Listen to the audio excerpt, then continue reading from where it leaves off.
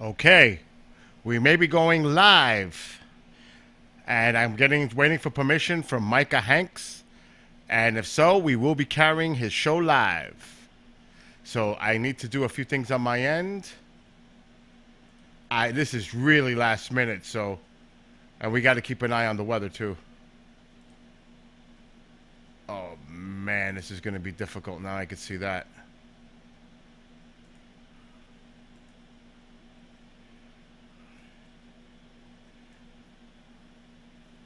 Okay. I need to put that down.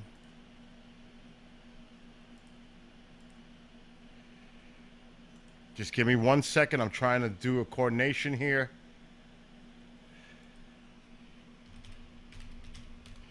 Get my headphones on.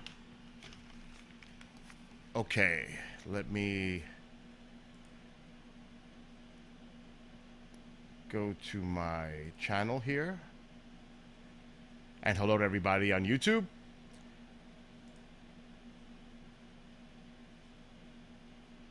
Oh, YouTube, please, come on. I gotta make sure the volume is off. Hello to Gary and Kevin and Rob and Genghis Khan, and this is literally the last minute, so I'm scrambling. And the weather, it's dicey. See on YouTube? Oh, see? Got to make sure that's muted. Okay, now I got to go back to the other browser because I've got a million windows open. Whew. All right. Let's kill that one. And hello to Tana. I'm just waiting for confirmation from Micah Hanks. We may have Micah Hanks on live since I'm producing that show.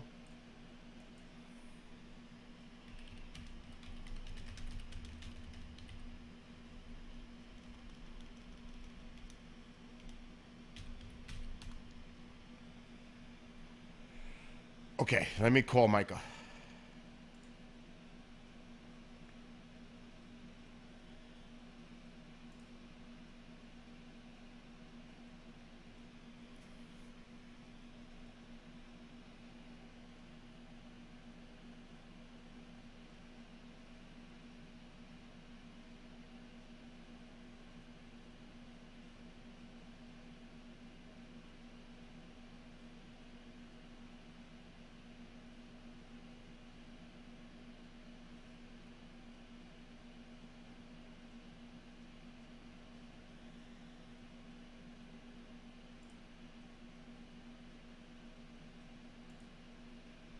All right, I'm just trying to do a few things on my end. Gonna have to definitely keep an eye on the sky. It might get dicey. I'm definitely gonna have to shut this air conditioner off too in the background because I can hear it. And that can't be for the live show. Let me just make sure we're good on YouTube. Yep, sky looks pretty nice actually. I'm just going to wait to see if we get confirmation that we can stream this. I got to fix the clock. Need to do that right now. Good afternoon. Uh-oh. Why can't I hear you? I don't know if you can hear me, but I can't hear you. Let me shut my air conditioner off too. Micah, are you there? Oh boy. Let me check my tools and options and see what's going on here with the audio. All right, I'm showing that that my audio is going through. Interesting. Just message me if you can hear me because I cannot hear you. 1, 2, there we go. There you go. How are you, sir? I'm good. How are you, Bill? Doing good. I got a question for you. Yeah, sure. What's up? Would you mind if I stream your audio? Stream. Hold on. Let's see here. I just seen this message from you here. No. What are you meaning for? Like a Skywatch? Well, I got my camera up and running right now.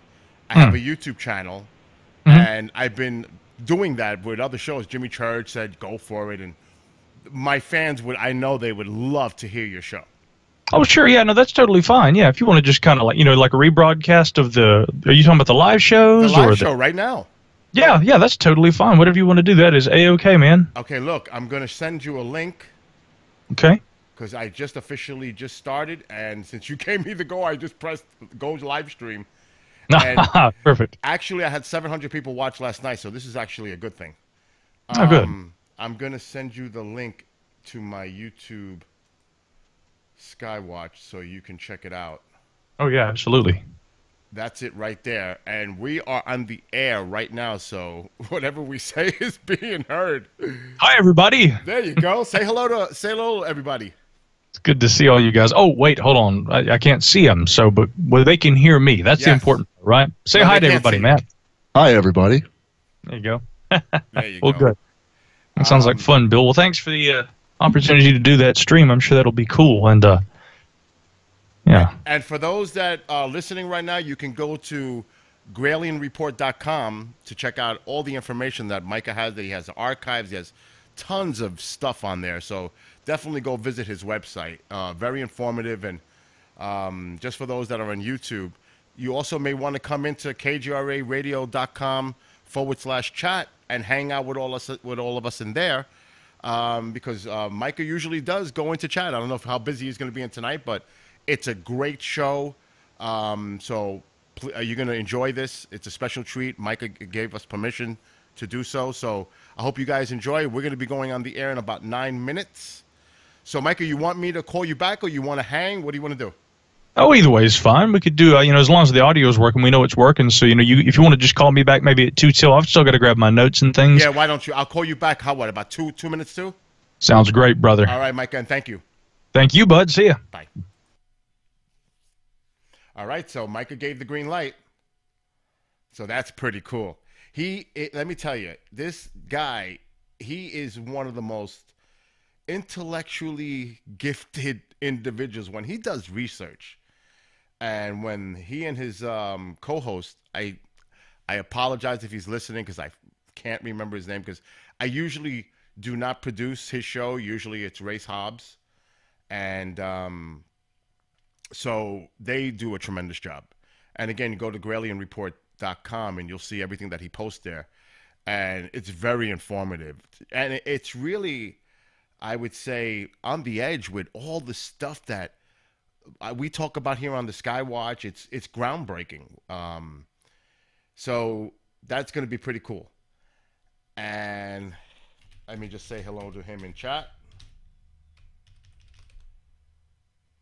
Okay, so I got to keep an eye on the clock here and watch KGRA.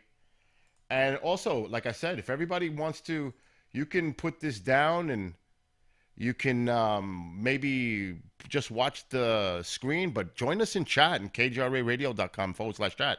Mike is in there right now, so if you want to engage with him directly, that's the place to go. And like I said, he is really a great host. And he's also participates. He goes all around the globe. He's a globe trekker. He's a trotter. He goes all over the place doing conferences. He's participating in doing these cruises. I believe there's one coming up in November. Maybe I'll do more research on that. But Mike is very engaged in the community. And as you'll see, wait till you hear his show. It's just a blast. So again, I want to thank Micah for allowing us to carry his stream. And hopefully we'll do the same thing with Dolan. And we do have Jimmy Church's permission, so we're good to go all night if the weather cooperates. So stand by. We're going to be getting ready to do the show. I hope everybody enjoys it. And thank you, Rob, for posting Micah's website. Again, it's GralianReport.com. And I just want to say a quick hello to everybody in YouTube chat. Hello in North Carolina. And that's right in Micah's country, right there. And you'll hear him somewhere in the bunker. So, and hello to Kevin and Genghis and Rob and everybody that's in there. So I'm not going to be in here because I've got to focus the production. So I hope everybody enjoys the show. So I'll be stopping in from time to time just to give a check. But if you really want to engage, like I said, with Micah and really a great bunch of people in the chat room, go to kgraradio.com/chat and, come and hang out. And we'll be all in there. So I'm going to get this clock fixed right now and start it up so we have a proper timestamp in the Skywatch. And again, I hope everybody enjoys it. And like I said, Micah is in chat right now. We have about 7 people in there. So come on, YouTube. Come over to KGRA and enjoy it there and interact. So enjoy. I will be here, but I've got to focus on the show now. So I'll talk to everybody on YouTube later. Enjoy the show. I'm going into KGRA now. And I've got to call Micah in 3 minutes. Okay. Oh, boy. I just put my own link in there. I never do that. I try never to put my stuff into KGRA. It's a separate entity. All right, I got to get Micah's.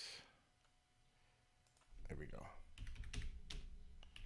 GralianReport.com.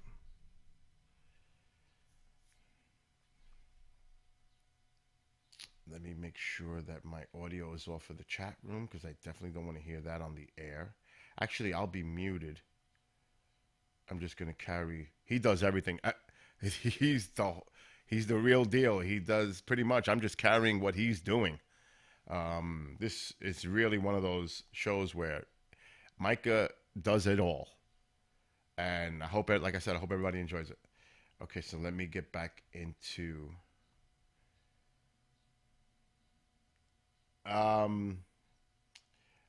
and I gotta let Heidi know to let me know when my battery dies.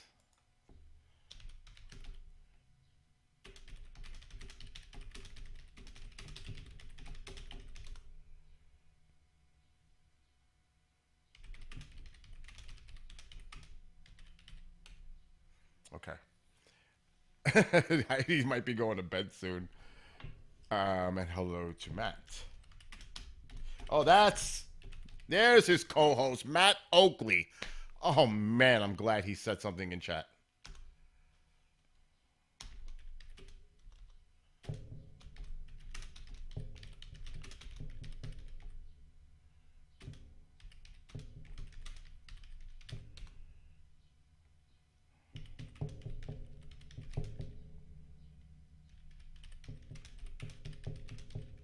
Okay.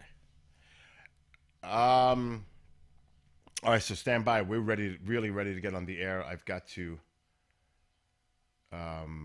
get ready here. And again, it's Micah Hanks and his co-host, Matt Oakley, which will be starting in about 3 minutes. So I'm going to be calling them back in about a minute. So I've really got to get ready and get this in motion. Make sure his show is recording. Yep, we are recording. Okay, I've got to get him back on because we've got 2 minutes.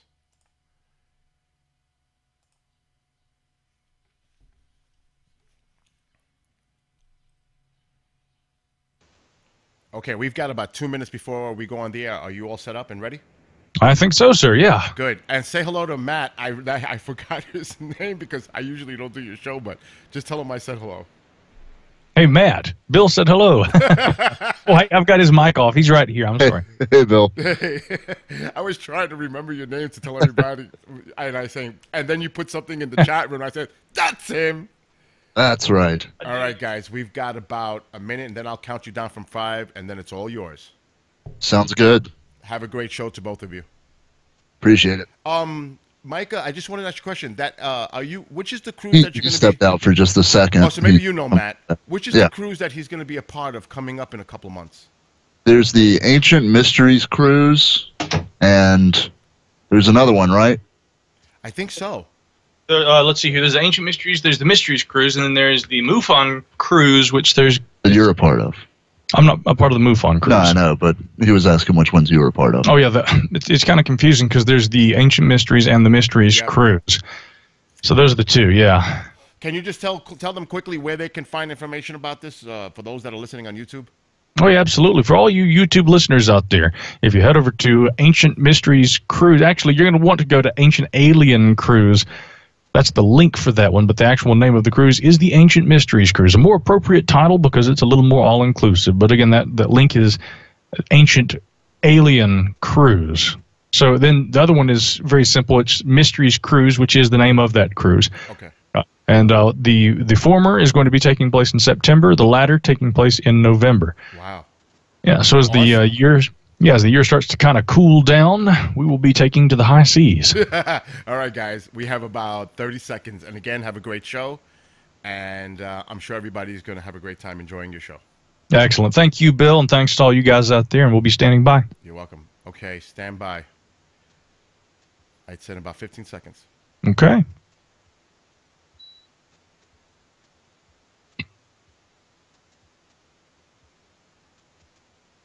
Okay, in 3, 2, 1, go.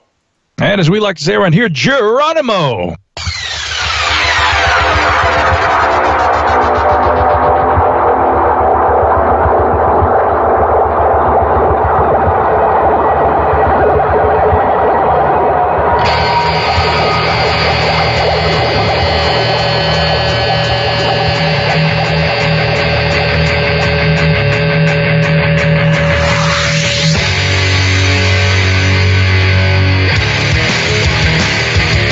This is the Gralian Report. The unusual, weird news, anomalies, exopolitics. It's beyond the fringe, where conspiracy theory can become conspiracy fact. This is the Gralian Report with your host, Micah Hanks. From hundreds of miles beneath terra firma in the depths of the Hollow Earth, live from the Gralian Bunker. Welcome one and all out there in Gradio Land. You have locked in. It is the Gralian Report, where we bring you dispatches from beyond the fringe every Monday night from 6 to 8 p.m. East Coast time worldwide around the globe via the wonders and marvels of KGRAradio.com, our home on the darkest corner of the web. Joining me in studio, as always, is my producer, co-host, and, of course, holy man extraordinaire here in the heart of the Hollow Earth, Mr. Matthew Oakley. Good evening to you, sir. Good evening to you as well. Always glad to see your luminous features here in the heart of the Hollow Earth. And, of course, all you guys out there, good to see you joining us. Hey, if you aren't already, by the way, you may want to head over there to kgraradio.com/chat. Join us there in the chat room. We'd love to see you guys there, and I indeed hope to see some of you guys there in the chat room. And, of course, always follow me on Twitter, at Micah Hanks. You can also follow the Gralian Report at Gralian Report and at Gralian Reverend for Mr. Oakley here. So we got a lot of stuff in store tonight. Also, don't forget to take a look at our sponsors page. Head on over to GAIA.com. That's Gaia.com/Gralian. You can learn a little bit about the fine folks who support what we do here with our due diligence, our weekly work that provides insight and knowledge and hopefully a good bit of entertainment for you guys too. So do check them out. More on that a little later. You know, Matt, we've got a lot of stuff to get to tonight in the way of science news. We're going to look at one of the most bizarre and long-reaching mysteries as far as a person who disappeared.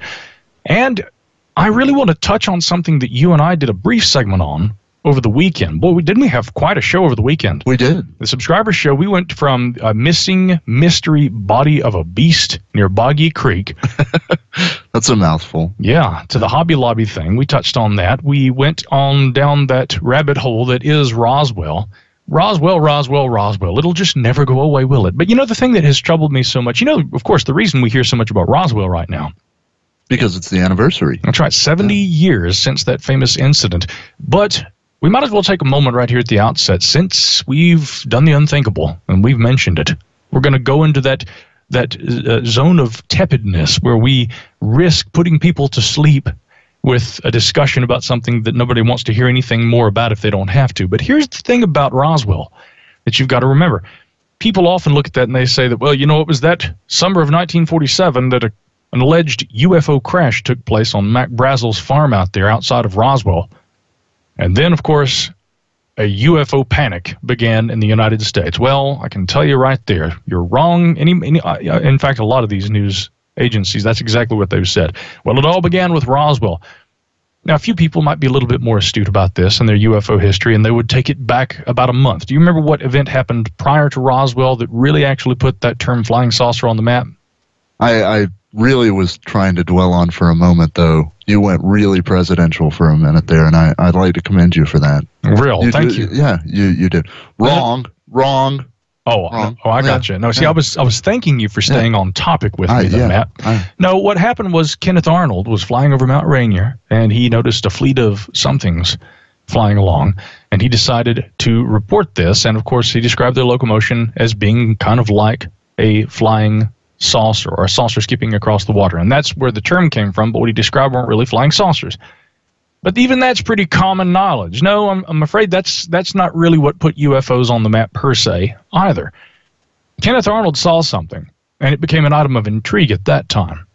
But in about the 2-week period between what Kenneth Arnold saw and what happened out there at Roswell, New Mexico, were literally hundreds of reports of alleged objects in the sky. And there was a report that was put out in 1969, I believe, by NICAP, the National Investigations Committee for Aerial Phenomena, which was kind of a predecessor to what we know today as MUFON. And there were a lot of these UFO groups back in the day. APRO was another, civilian UFO groups, but NICAP was the big one back in the day. NICAP in 1969, Ted Blocher, I believe, was the researcher who actually authored this report. He traveled a lot with his job, and so when he would go from town to town, what he would do is he would go and he would visit different newspapers and go and he would look at their archives, and he would dig up, back in the old days on microfilm before you had the internet and could do this easily from the comfort of your home, he would go and he would look up UFO articles that had appeared in newspapers. And he began to collect and categorize, and essentially it culminated in this report on what was going on just in that first year when the so-called outbreak of flying saucer reports occurred. And so this document was titled Report on the UFO Wave of 1947. And what he found was that there was an escalation of reports between the time of Kenneth Arnold and July 7th of that year. And he says that the real peak of the wave began on July 7th. A little historical fact for you here. On July 7th, that was the day that Mac Brazel, having found something, scattered the debris all over his ranch several days, maybe a couple of weeks before that. It was back in mid-June when he actually first noticed this stuff. But it was later reported, of course, that sometime last week he'd found all this. And hence it was actually attributed to being a much more recent discovery. You know, Mac Brazel had found this debris, this wreckage all over his ranch property that he was tending, way back in the middle of June. But interestingly, this report, occurs on July 8th, where the RAAF, as you can see behind me, Matt, here on the wall in the studio, of course, we've got our Roswell Daily Record. They report that they'd captured a flying disc, and that was based on what happened on that pivotal day, July 7th, where Mac Brazel actually went to the sheriff of Roswell and said, look, you know what, in a rather hushed tone, he said, I think I might have one of these flying discs out here that has crashed on this ranch. That's when it came to public knowledge. It was reported the following day when the RAAF made a statement about it. And by the very next day, the narrative had changed once again, and they were no longer saying flying disc, they were saying it was a weather balloon. This is the stuff of legend. But here's what's interesting about all that. So, again, according to Ted Blocher, in this report on the UFO wave, he said that the escalation of public interest had been between the time of Kenneth Arnold's sighting back in June and July 7th, which was when Brazel goes and reports to the sheriff what he saw, but the newspapers didn't carry it till the next day. So the actual peak, they said, of the sightings and all the reports in the newspapers at that time was the day before Roswell even broke. Yeah. And you got to keep in mind, at the time of the Roswell story, it was probably to a fairly significant degree overshadowed by all the other UFO reports that were happening at that time. Roswell wasn't big news back in 1947. It didn't become big news until about 1978, when the civilian researchers, the first on the scene who was interviewing some of the old witnesses, had been Stanton Friedman. Yeah. Kevin Randall comes along. He and Don Schmidt were working on a book together. We got that book here someplace. But anyhow, that's the whole thing, is that Roswell didn't become the cultural staple. And, of course, for a long time believed to be the smoking gun. As time has gone on, there's been less and less in terms of veracity that's easily associated with it. And, I don't rule out the idea that there was some sort of a secret U.S. project. I also don't rule out the conventional narrative, which says that in likelihood, this operation, or this Project Mogul, rather, is what had happened. One of the mogul balloons is what was found. But again, that's the thing, is that a lot of the skeptics say that that is conclusively what happened. If you actually look at the verbiage, mogul best fits the description of what was recovered at Roswell. Best fits. That's not a 100%, but again, in terms of likelihood, it's a best fit according to some accounts. That's what we know about mogul. But it is interesting because I went back and looked through the news archives recently. Not like the old ones. I'm talking about like just over the last couple of weeks, all the different news stations and all the different websites and things that have been reporting on Roswell. And I went and looked at how many of them attributed Roswell to being, the penultimate UFO case and the beginning point for our awareness of alleged visitors from beyond. Well, first of all, you got to keep in mind out there at this festival. Next week, we'll hopefully have a update from Race Hobbs about that because he was there.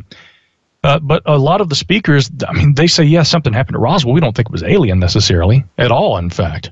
That's the funny thing. And just like the Kennedy assassinations, where they'll look at this and they'll say, look, there was no gunman on the grass, all these conspiracy theories are completely bunk. And yet no one who, when they debunk this famous, historic assassination, they don't address the actual weirdness that involved like Yuri Nasenko, the former KGB agent who defected to the United States, failed the polygraph tests when asked about Oswald's connection with the KGB.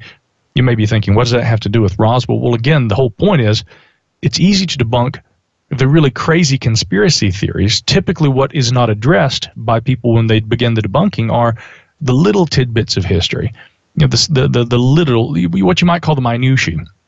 Okay, but one thing that everybody seems to miss about the Roswell thing is that it was not the big story that it became in the 70s upon further review by a new generation of researchers. At that time, if anything, in 1947, it was probably overshadowed by all these other reports that were happening.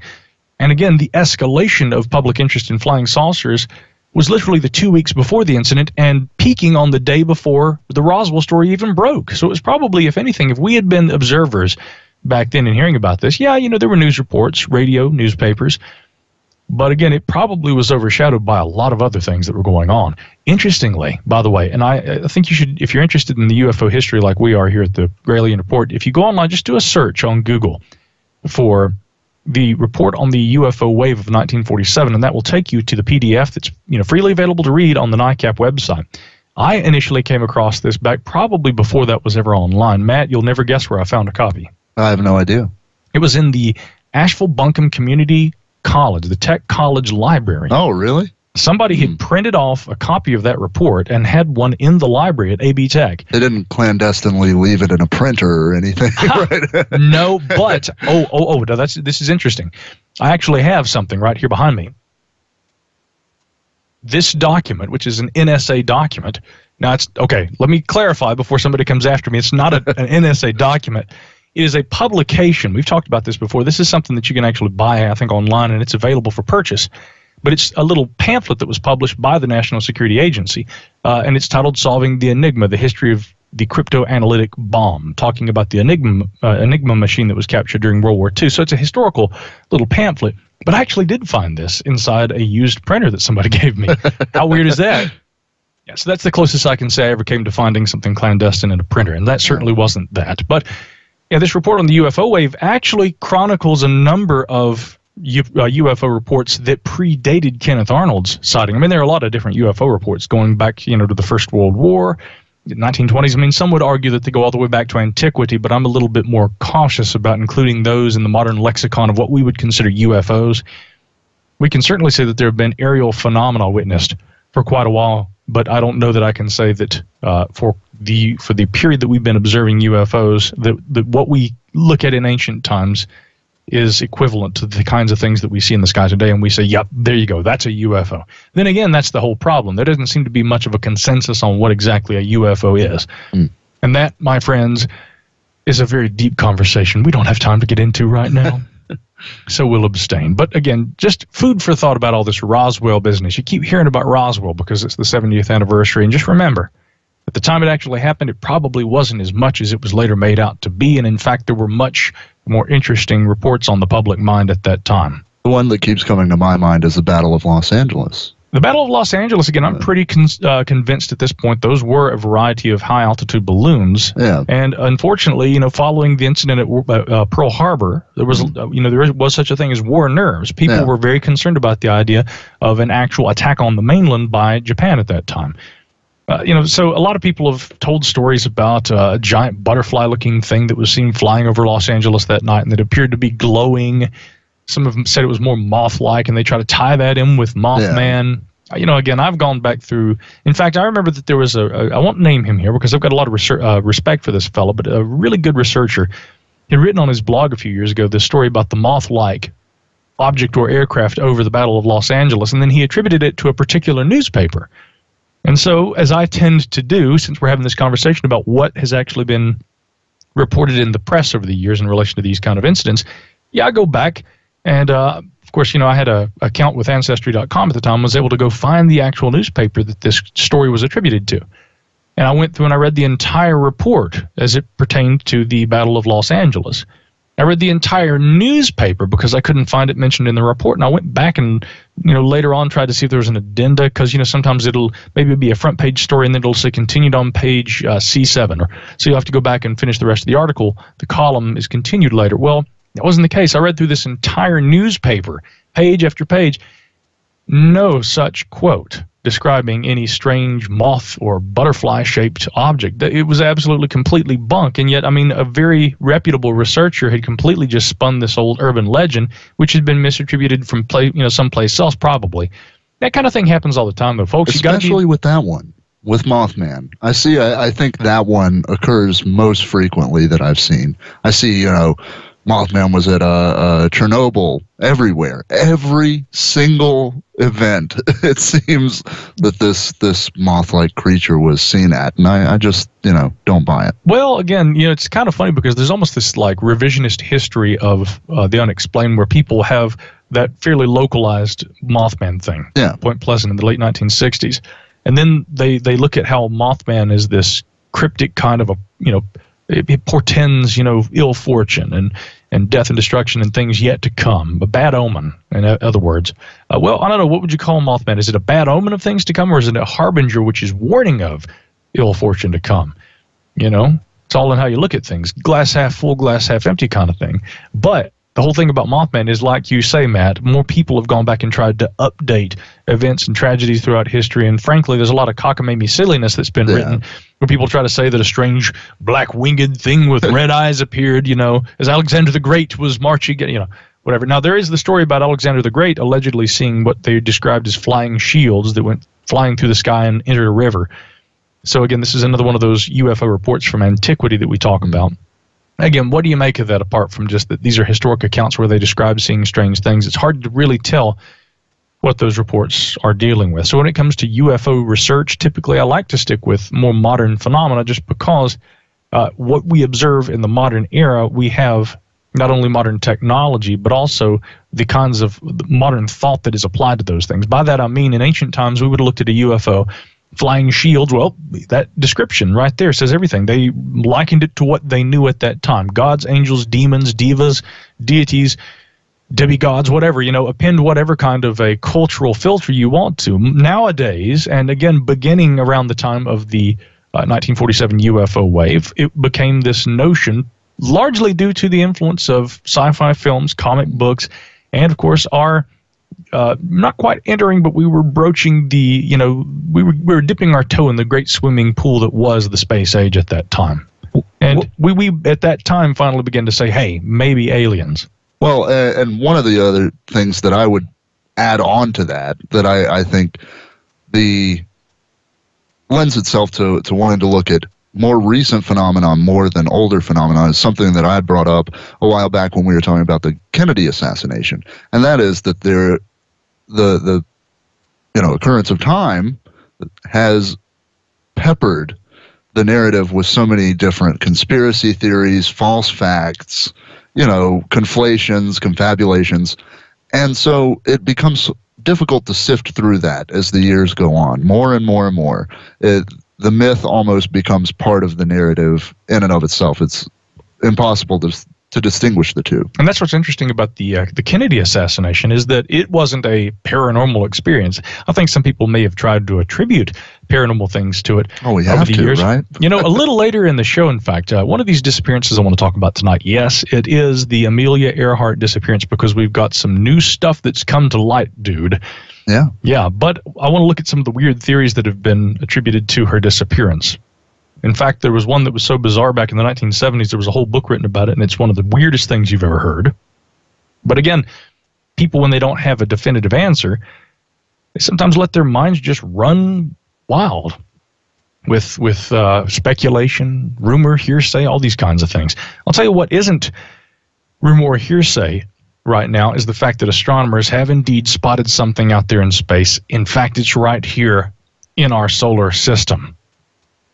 And what astronomers believe that they have discovered is a new planet that could be the size of Mars, somewhere out there, but again, in our little celestial neighborhood. Now, a recent research paper claims there's a massive object lurking on the edge of our solar system that is likely to be a previously undiscovered world.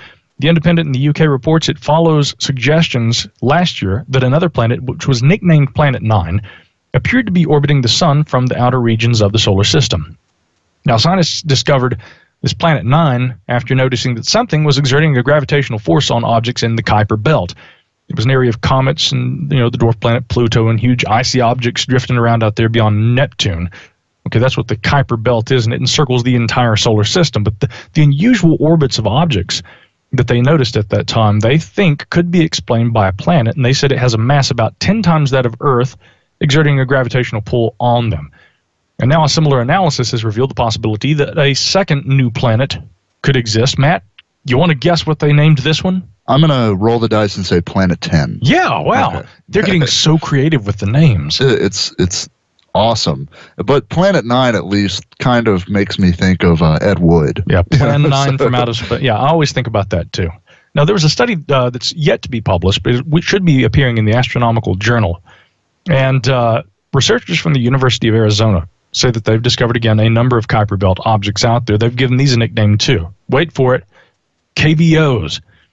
When they are not orbiting in the way they would normally be expected to, suggesting something in the region is exerting a strong gravitational force on them. Now, this is what they're saying. Imagine you have lots and lots of fast-spinning tops. Oh, better that than fidget spinners. God, if I hear one more word about fidget spinners, seriously. So imagine, let's stick with tops for this analogy. And you got all these fast-spinning tops, and you give each one a slight nudge. And then if you take a snapshot of them, you'll find that their spin axes will be at different orientations, but on average, they'll still be pointing to the local gravitational field of Earth. Now, scientists said that the most probable explanation for the discrepancy was the existence of a planet similar to the size of Mars at the edge of our solar system. Scientists are now hoping that the launch of a large synoptic survey telescope is going to really help them spot these two new planets.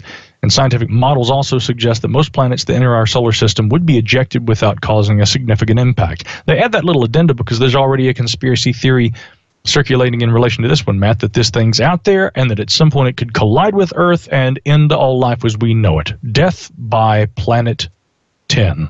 I like the end of that. It looks up, Yeah, always looking up, right? Always looking up. Yeah. Well, let's look down for a moment, although I want to mention, in the ancient world, they looked up. And right now, they have discovered a new tunnel traveling from Teotihuacan, Pyramid of the Moon, to the center of the plaza in front of the structure, which was discovered recently by a team of scientists from Mexico's National Institute of Anthropology and History and the National Autonomous University of Mexico. Now, the researchers, they say, used an electrical resistivity tomography to look for the tunnel. Say that 3 times fast. I challenge you hereby. Now, this tunnel, they say, sits about 30 feet underground, since similar tunnels have been found in front of other monuments built by the people there of Teotihuacan, including the Pyramid of the Sun and the Temple of the Feathered Serpent, otherwise known, Matt, you remember the feathered serpent, right? Of course, yeah. Yeah, Quetzalcoatl. That's right. Now, interestingly, when we went down there last year and we went to some of these sites, my favorite, I think, that's a bit of a toss-up because we went to Belize and traveled out into the jungle and went to Lamani. Some of you guys who have traveled in parts of the Yucatan and whatnot, unfortunately, a lot of that stuff's considered very touristy, even though it's well off the beaten path. Again, to get to Lamani, the city of the sunken crocodile, You had to travel about an hour, maybe hour and 15 minutes out into the country from the shore. And then you had to get on a speedboat, and then you had to travel 25 miles or so up the river in a speedboat to be able to get to the Lamanai site. And it's an all-day thing to go out there and see that, but I really enjoyed that. Then on Cozumel Island, which is much more touristy, you can visit what's called San Gervasio. And there's the Temple of Ixchel. Ixchel was the Mayan goddess of the moon, essentially. And that's the interesting thing about Teotihuacan is this pyramid was, of course, recognized as being a pyramid of the moon. And interestingly, they say now that this strange tunnel 30 feet below ground was found there. Now, the scan, they say, also suggests that the tunnel was filled in antiquity. Such tunnels are thought to represent the underworld and may have been used for rituals to reenact the creation of life, as well as plants and different kinds of food. I can't wait to get back down there at some point. I'll tell you, though, Matt, if there's one thing you know about me, I'm a soldier, and I'll deal with it, but I don't necessarily enjoy dealing with heat. And when you go down there and you're traipsing around in the jungles and the howler monkeys are yelling at you, and it's hot and it's humid, yeah, I tend to sweat because it's really warm down there.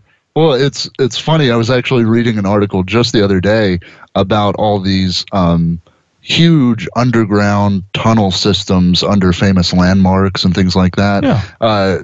For instance, there's a Kansas City business complex of Subtropolis. It's 55 million square foot business complex underneath the city. There are a maze of mines around Salt Lake, I believe.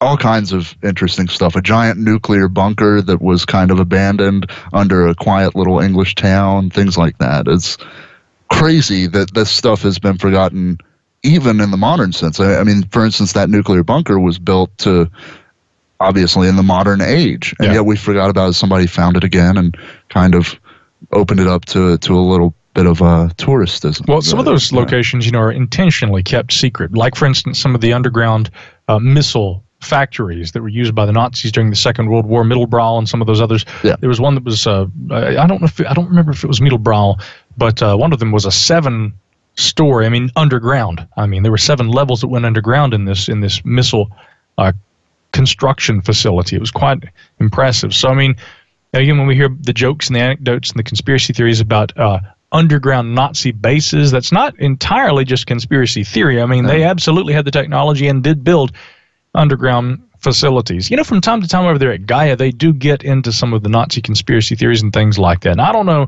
what you think, Matt, about, what the esoteric interests of the Nazis led them to, but you can't deny that they had them. And one of the very best books on that subject was written by Peter Levenda, Unholy Alliance, which really goes into the fascination that the Nazis had with the occult. I know that on Buzzsaw, hosted by Sean Stone, they've interviewed Peter Levenda about that subject. Maybe next time when we get him on the show, we'll have to have him back on to talk about that. But in the meantime, there's a lot of great content over there at Gaia, and you can access that. And, of course, some of the recommendations that we make, of course, right there at our very special Gaia page, which is Gaia, GAIA.com/Gralien. And you can check out everything from artificial intelligence to our pal George Norrie's program, other programs that are listed. Robert Hastings, who we've had on the show in the past, he has a documentary about UFOs and nukes, and that is also made available through Gaia. All kinds of programs, vignettes, documentaries, great stuff to check out. And so do head on over there, have a look at what they've got, support the people who keep supporting us and keep us on the airwaves. When we come back, we're going to get into a little bit more in the way of news, Matt.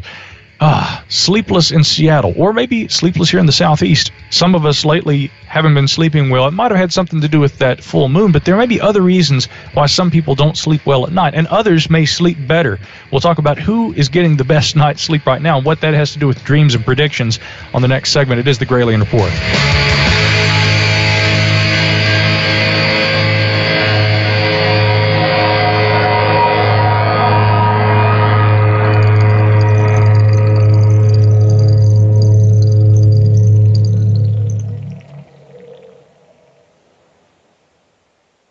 Man, last night we put on an epic light show. So epic. The crowd loved us. Wait, there were only 4 people out there. Yeah, but did you see their 4 faces? Their eyes lit up brighter than ours, and we're fireflies. Yeah, we are. And we're gonna be out here rocking out our light show at a forest near you, so come check us out. Check us out. Whether you're rocking their world or they're rocking yours, some memories never fade. Come alive with the forest. Visit discovertheforest.org to find a forest near you. Brought to you by the U.S. Forest Service and the Ad Council. Imagine no longer being tied down to your computer, but having the freedom to take live talk radio with you anywhere you go. TalkStream Live introduces our first ever iPhone application. The talk shows you follow now follow you. And your iPhone is now the fastest and easiest way to stay connected to the best talk radio on the internet. Let TalkStream Live transform the way you listen to radio. Listen to live talk shows 24 hours a day, 7 days a week. Mobile talk radio from TalkStream Live. Now available in the iTunes App Store. Today, you ate Greek yogurt, took the train, you planned to work out, skipped it. You did all those things that one normally does the day before a devastating earthquake. You never know when the day before is the day before. Prepare for tomorrow at ready.gov/today. That's ready.gov/today. Brought to you by FEMA and the Ad Council. Hey America, we need to have a little talk. We've got a lot of food in this country. We've got so much food that we can't eat it all. So how are 17 million kids in America struggling with hunger? That's why the Feeding America nationwide network of food banks gathers surplus food and gets it to hungry kids who need it. Support Feeding America and your local food bank at feedingamerica.org. Brought to you by Feeding America and the Ad Council. Come on, smile. Oh, honey, he's still not smiling. Maybe he's not a smiler. Yeah, maybe he's just not a happy baby. Maybe he's just being a boy. Or maybe he's teething. Maybe it's just a phase. Maybe he has autism, and we can definitely do something to help. Maybe is all you need to find out more about autism. No big, joyful smiles by 6 months is one early sign. Learn the others at autismspeaks.org/signs. Brought to you by Autism Speaks and the Ad Council. You're listening to the Gralien Report with Micah Hanks. He'll be back after this message.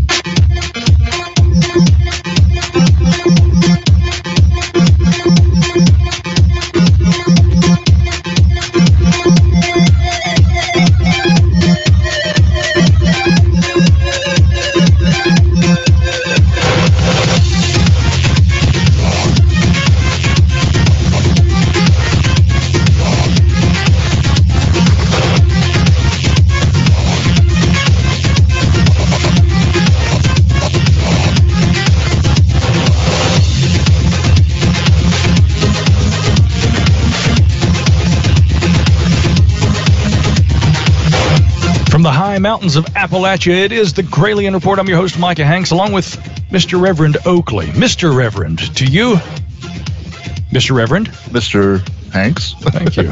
Yeah, good to see you, as always. Good to see all you guys out there in the chat room. I see my pal Wendy lurking around out there. You know, she, of course, is one of the brains behind these marvelous cruises that we're going to be going on a little later this year. And normally we do this a little later in the show. I just want to mention right now, though, of course, the Mysteries Cruise. You want to go ahead and sign up for this right now. If you haven't booked your cabins already, they are going to be going fast. You will be hearing more about that here on KGRA in the coming days. And, you know, I believe that I can tell you right now about something special that's going to be going on, but that's only going to be between July 12th and the 27th. You can get a reduced deposit of $50 per person and an onboard coupon booklet with savings of up to $500 in onboard services. But you need to go over there right now and head over to mysteriescruise.com. I'm not doing this by myself. I mean, I've got some great people in company with me on this. Jim Harold, of course, good friend of the program. He and I have occasionally done a lot of shows together in the past on the Paranormal Report, but of course he is the host of the Paranormal Podcast.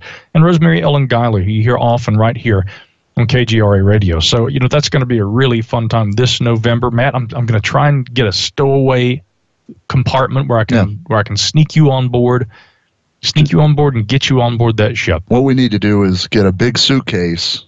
I'll get in the suitcase and just claim it's research materials. You know, well, nobody will ever check that, but if we brought all the broadcast equipment along and we did a live Gralien report from the actual cruise ship, then it could be research material. Yeah. Yeah, but what I hope to be able to do is we're going to talk about some strange and downright eerie disappearances. I'm probably going to talk a good bit about some of the ongoing sea serpent research. I mean, hey, it's a cruise. What better environment to talk about these sea serpent disappearances? I'm sorry, wait, sea serpent disappearances? I think I just combined. I just made it like missing Pacific coast here. Yeah, no, there's going to be some of the sea serpent talk. We might even go up on the top deck one night and do a little UFO sky watching. I love to do the sky watching. That's always a lot of fun. Just so much to be able to look forward to. But again, also these special deals won't last for long. So do head over to mysteriescruise.com, and we'll be putting more information about that up on the show page, the notes that will accompany this week's show. If you head over to gralienreport.com, you can find all that. But if you go to Mysteries Cruise right now, all the information that you will need is right there at that website. We do indeed hope you guys can join us. Now, I wanted to talk just a little bit, Matt, here about a new study that has found that people who felt that they had a strong purpose in life seem to suffer from less insomnia and sleep disturbances than others. Okay, this according to U.S. researchers who surveyed people on their sleeping habits, and again found that there seems to be a correlation between people who sleep well and who have a strong sense of purpose. Now, Jason Ong, a neurologist who led the research at Northwestern University in Chicago, said that encouraging people to develop a sense of purpose could help them keep insomnia at bay without the need for sleeping pills. More than 800 people aged 60 to 100 took part in the study and answered questions on their sleep quality and motivations in life. To assess their sense of purpose, the participants were asked to rate statements such as, "I feel good when I think of what I've done in the past and what I hope to do in the future." And according to Ong, people who felt their lives had the most meaning were less likely to have sleep apnea, which is a disorder that makes the breathing shallow or occasionally stop, or restless leg syndrome for that matter, a condition that compels people to move their legs, and of course, which is often worse when they're laying in bed at night. So those who reported the most purposeful lives had slightly better sleep quality overall, according to the study in the journal Sleep Science and Practice. Something we touched on a recent show for the subscribers, Matt, involved something that has recently become fascinating to me. It's the idea of dreams that lead to discoveries. And I'm not just talking about like personal discoveries. What we referenced in the Gralien X podcast over the weekend, and I mentioned we would want to do a little segment on this on the public podcast because I want to put it out to the listeners. If they've had similar experiences, I want to hear about these. Here's what they're talking about. Now, imagine you have a dream, and in the dream you visit, maybe it's a place you're very familiar with, maybe it's a place you've never been before. But after the dream, you feel compelled to go and you visit that place. And when you go and visit that location in real life, you find something remarkable. Now, the examples that we gave, Matt, one of them had been from the UnionDemocrat.com, and this story caught my attention because it had to do with a artifact, a spear point that was found. And this, of course, is recognized as a Clovis point, but this Clovis point's from only about 11,400 BP. It was found back in 1969 by Laurie Sylvester, and she was only 13 years old at the time that she found it, but she said, and this is what's fascinating, she said, "This one was personally significant to me because I had a dream that directed me to it. I was its caretaker, and someday someone would be able to unfold the story behind it." Well, 47 years later, it's not only been found that she has this in her possession and that a dream led her to it, but a new academic article in the journal Paleo America has found that this particular Clovis point, because she noted the exact location, and she noted the clay and the level where it was found, so that we had